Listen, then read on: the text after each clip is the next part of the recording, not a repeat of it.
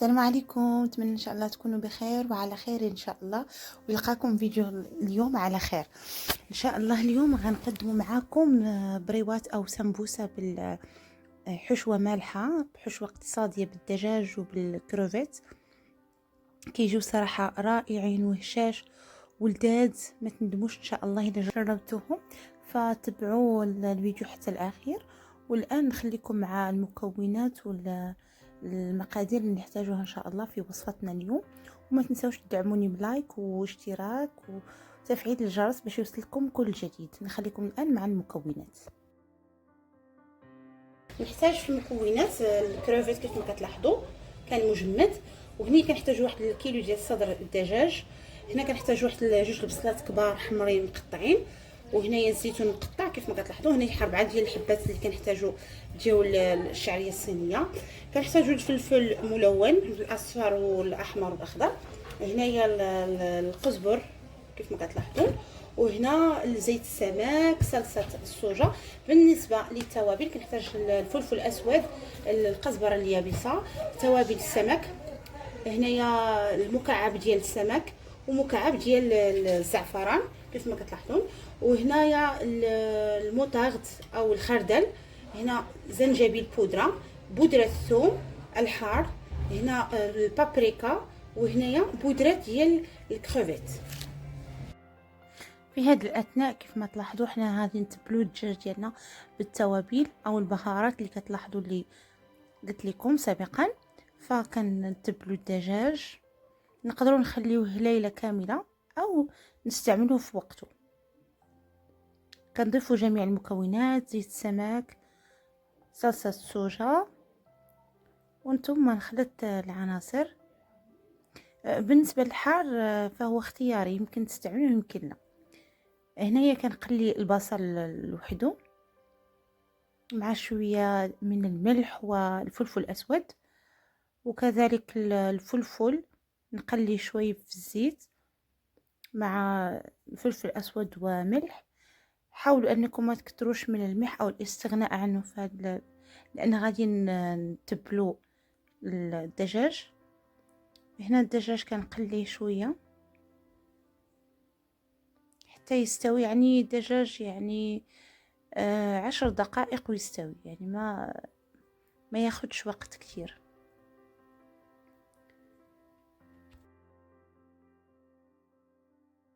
بعد ما نضج الدجاج فكنضيف الدجاج ثم الشعريه الصينيه مقطعه على شكل قطع صغيره، ثم الكروفيت او القمرون، وهنا نضيف البصل،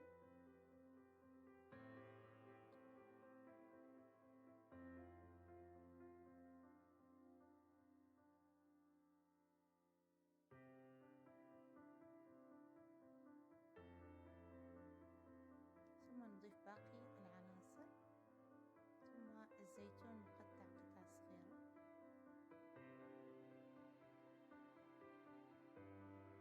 نخلط العناصر حتى تتجانس كلها.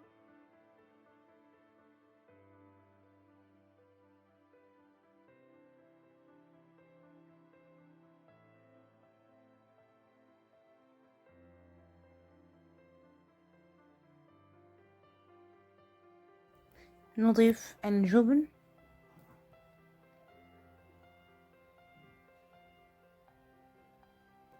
يعني كمية لا بأس بها.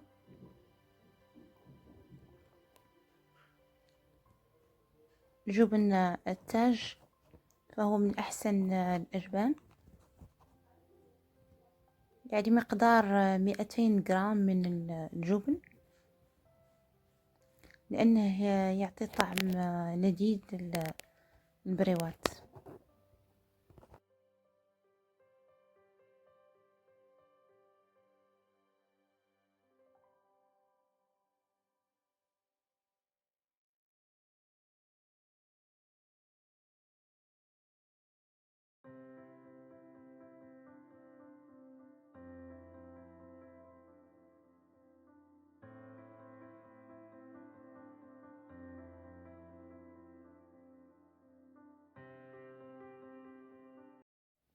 وني نحاول يعني نشكل البريوات ديالنا على هذا الشكل هذا الموضح في الفيديو، فهو يعني بسرعة يعني يكون تطويره.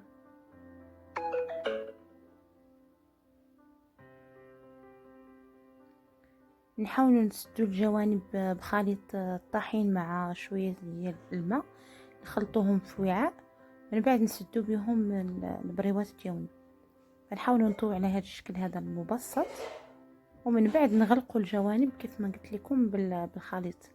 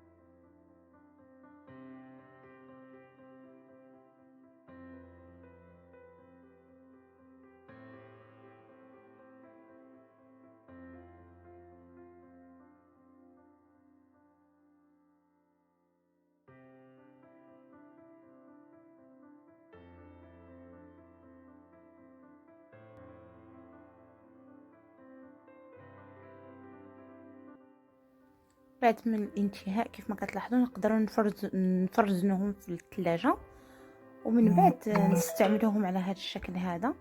هني عملت يعني القليل من الزيت دهنتهم، وغادي ان شاء الله نطهيهم في الفرن. تقدروا تقليوهم في الزيت، ولكن تفاديا للمقليات في هذا الشهر المبارك فحاولت اني ندخلهم الفرن باش يكونوا يعني صحيين اكثر. هنا غادي نكون انا سخنت الفرن مسبقا على درجه 200 درجه، فكنشعل الفوق والتحت وكنخليهم واحد مده نص ساعه حتى يولي اللون ديالهم ذهبي.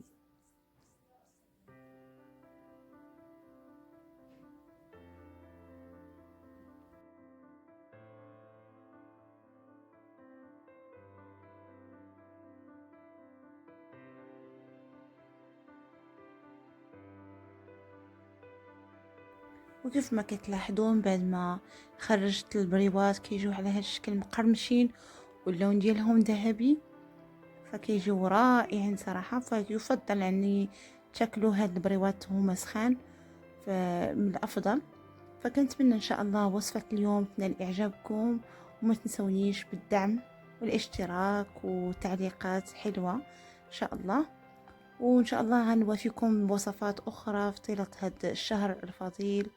أتمنى لكم فرجة ممتعة، وإلى اللقاء إن شاء الله في فيديو قادم بإذن الله. مع السلامة.